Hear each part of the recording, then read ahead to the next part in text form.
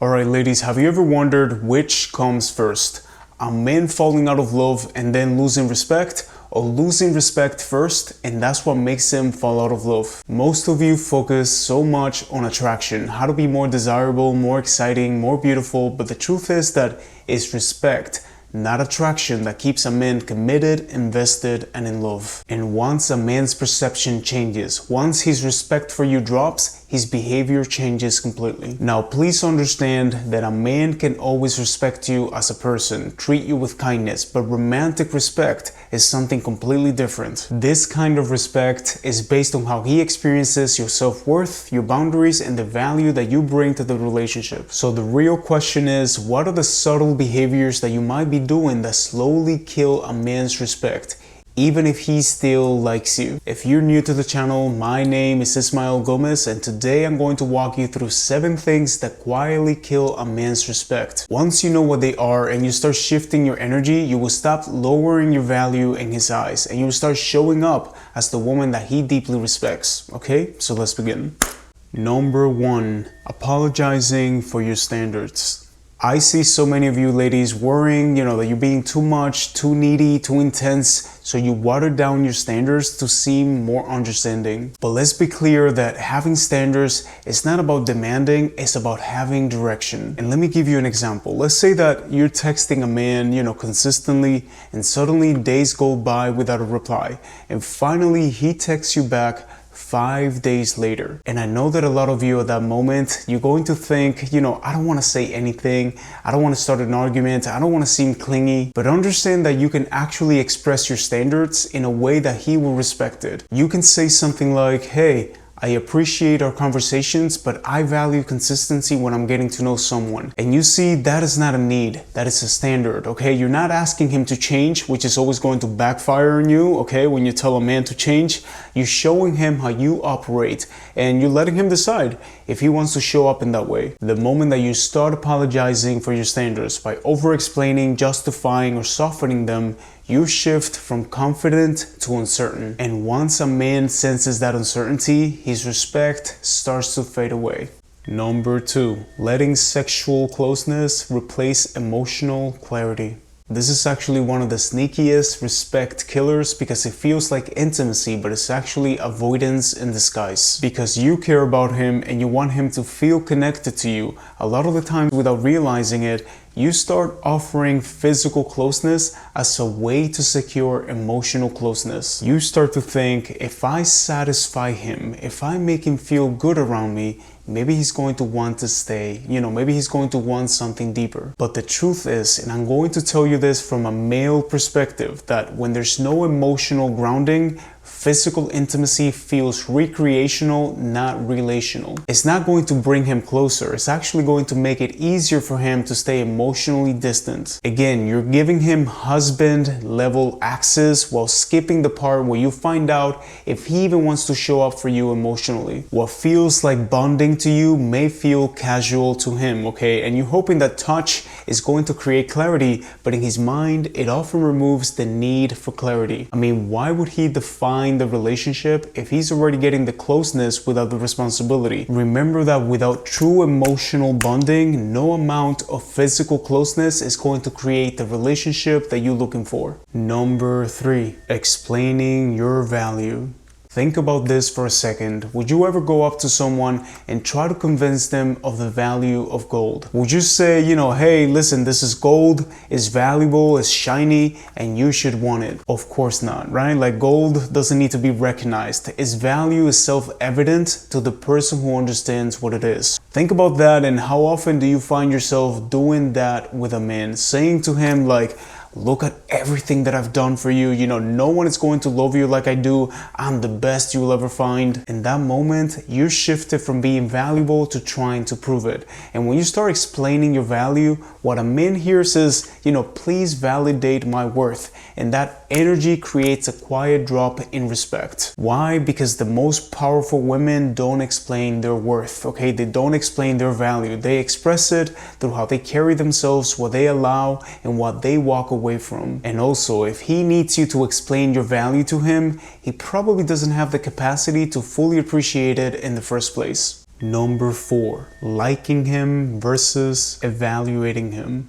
You know, a pattern that I notice in many of my clients is that they often spend 10 minutes listing all the things that they like about a guy. You know, how charming he is, how they have fun together, how strong the chemistry feels, and then maybe 1 minute, if any, okay, actually considering whether he's emotionally available, consistent, or aligned with what they want long term. And again, liking someone is easy, attraction is easy. And if you feel that, because this is a complaint that I hear a lot of the time, you know, it's so hard for me to be attracted to someone, Ismael. Well, you're not meeting enough men, I can tell you that much. Or you're not meeting enough interesting men. So it's a scarcity mindset that you have. And the basic principle that I want you to understand is that liking someone should never override your ability to evaluate them. You can enjoy the butterflies and all the nice feelings, but still ask yourself, is this man consistent? Is he going to be good for me? If you're not evaluating him, you're just reacting to him.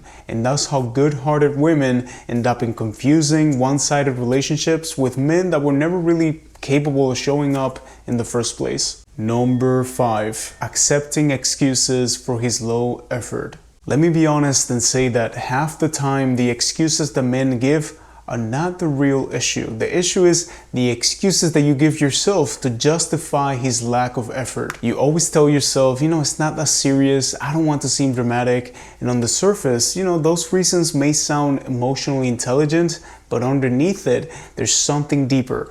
A quiet fear that if you speak up, you might lose the connection altogether. And the problem is that when you accept repeated excuses, even small ones, you train him that effort is optional with you. That being late is fine, that he can do whatever he wants, that showing up inconsistently still earns him access to you. And again, from a male perspective, when there's no consequences, there's no urgency. And when you seem endlessly flexible with your expectations, you stop being taken seriously. You know, in the moments that I'm slacking in my own relationship, there's one phrase that my partner always uses that hits me immediately, okay? And I want to share with you because it might be helpful. She looks at me and she always says, "You know that you're better than that," okay? She doesn't say, "Stop doing that," or "You're being lazy, what's wrong with you," okay? Just that one line, "You know that you're better than that," is calm, direct, and grounded. And I think it works because it doesn't truly attack me. It calls me up, not out, and it invites me to bring out the best version of me.